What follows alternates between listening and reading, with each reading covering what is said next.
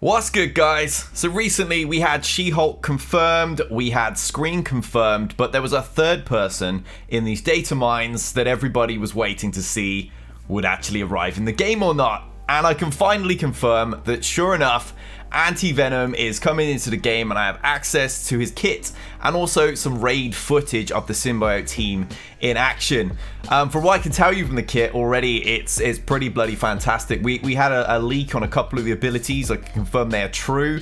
They are actually the legit abilities, but I also have his others remaining here. You can see on his base stats, he's pretty freaking impressive. He really is an incredible character, and the team itself, symbiotes, are about to become quite the threat. No longer will we need Miles or just the generic Spider-Man in the team.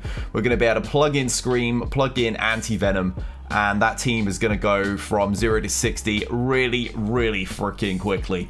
As you can see, we're here with Deathclaw, the basic, this bad boy here. You're going to attack the primary target for 250% damage and apply bleed, and the opposite of 2 random positive effects on the character to the primary target. So that'll be pretty sweet if we can flip the likes of, like offense up and defense up. 2 of the rather annoying ones, particularly in PvP. You're also going to heal the most injured, non-summoned ally for 10% of this character's max health and clear heal block, and this attack can't be dodged. So that's a pretty crazy move in itself, and that's only the basic, which kind of blows my mind just how good Anti-Venom's going to be, because we already saw how good Scream's kit was. Obviously, the special, I believe, was one of the ones that was leaked on Antiseptic here.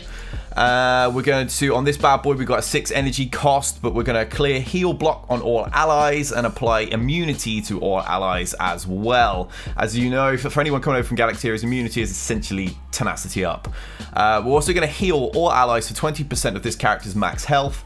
Revive a freaking dead symbiote ally with 60% base health, which is huge. So much sustain and survivability being added to the team simply with Anti-Venom's inclusion. And if there are no dead symbiote allies, you're going to gain 3 ability energy. So you've pretty much got this move ready to go when one of your guys does die. So yeah, excellent move. This is the one I saw a lot of people getting incredibly hype about in the leaks, and when I saw it, I was pretty freaking hyped as well. It really is an impressive ability, that's for sure. I can easily see this as a big deal for raids in particular.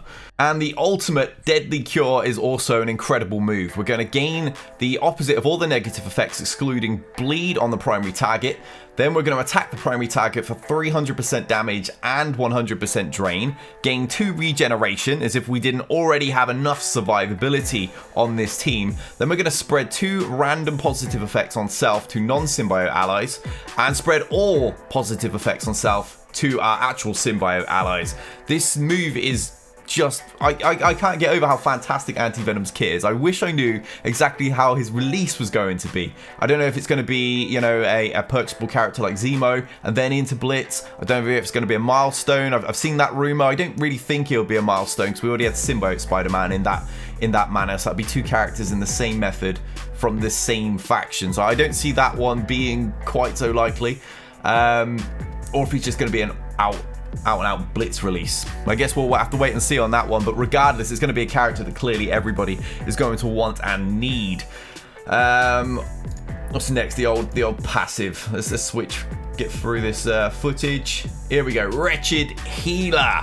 On turn, clear 1 negative effect from the most injured ally that has a negative effect. If that ally is a symbiote, clear 1 negative effect from all other symbiote allies with a negative effect. Then we're also going to gain more regeneration, as if we needed more of it.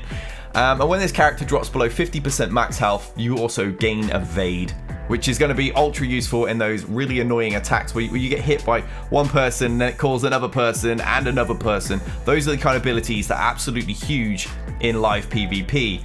So the Evade is going to throw a wrench in your opponent's plans there and actually give you a little bit more chance to stay alive and get all the healing going or all the regeneration again. So quite clearly, Anti-Venom is a complete weapon and a game changer for the symbiote faction. I have a little bit of raid footage here because I feel like this is going to be like more or less their primary thing now. This is what a lot of people were suggesting once they had actually heard about the first two abilities. They thought they were going to immediately just become like a big deal in raids, and I can see that happening myself.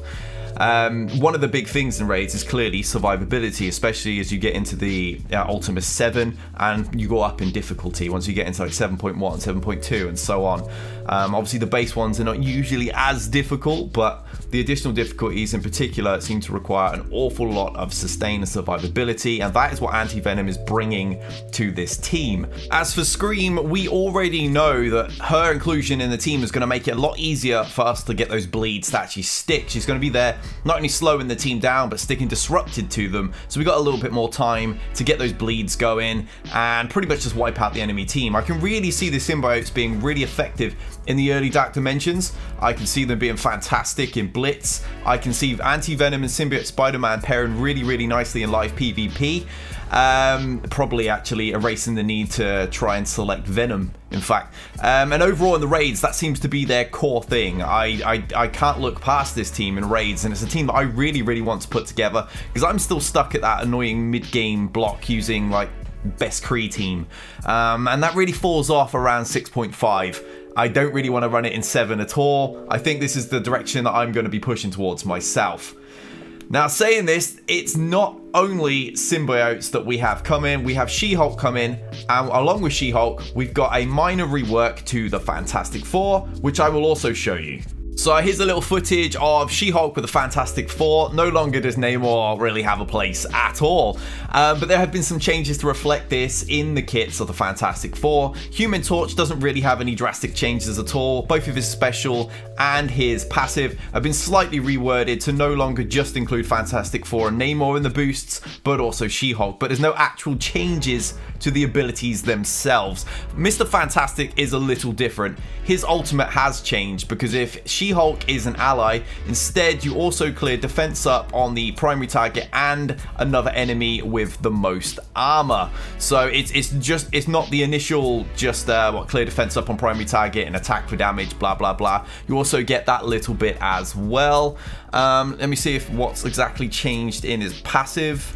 I think it's just, it looks like it's exactly the same ability, but She-Hulk is added as well into the gaining focus and resistance for self, just like Fantastic Four and Namor had previously. On Invisible Woman, once again, She-Hulk has been added into the wording, but also a little bit extra to her passive. On War Defense on Spawn, if She-Hulk is an ally, gain defense up for 2 turns on for self, She-Hulk, and all Fantastic Four allies. So that's a nice additional boost to the War Defense faction.